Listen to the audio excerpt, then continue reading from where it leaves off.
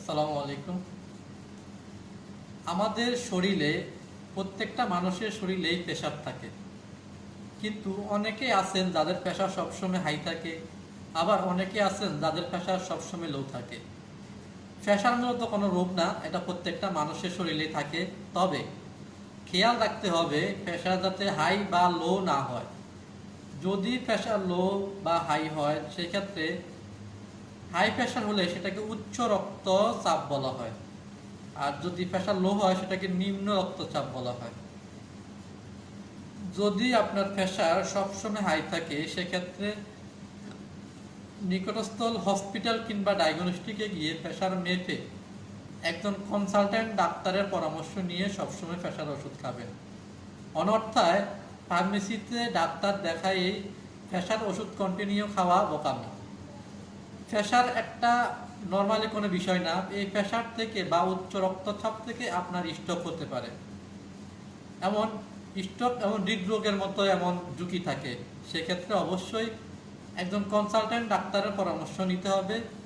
তবে যদি আপনার প্রেশার হাই বা লো হয় তৎক্ষণিক আপনি কি করবেন বা তৎক্ষণিক আপনার করণীয় কি, আপনি কি খেলে প্রেশার লো হবে, কি খেলে প্রেশার হাই হবে।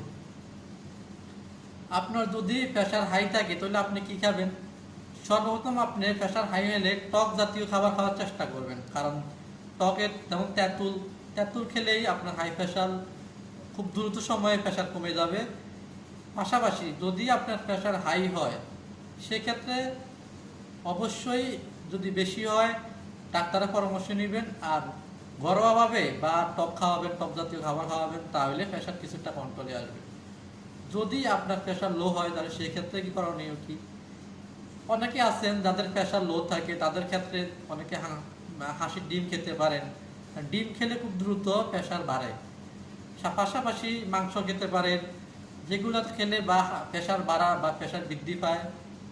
তারপরেও যদি আপনার এগুলা খাওয়ার পরেও আপনার প্রেশার এখনো লো বা হাই রয়ে গেছে সেক্ষেত্রে অবশ্যই একজন কনসালটেন্ট ডাক্তার দেখাবেন, কারণ প্রেশার থেকে স্ট্রোক হওয়ার ঝুঁকি থাকে।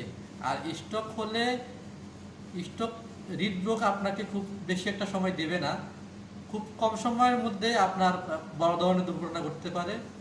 সেক্ষেত্রে অবশ্যই ডাক্তারের পরামর্শ নেবেন, নিয়ে যারা সবসময় প্রেশারের পেশেন্ট, প্রেশার হাই থাকে বা লো থাকে, অবশ্যই ডাক্তারের কনসালটেন্ট পরামর্শ নিয়ে ওষুধ খাবেন। অনবস্থায় ফার্মেসি থেকে ওষুধ নিয়ে খাবেন না, এটা ক্ষতিকারক।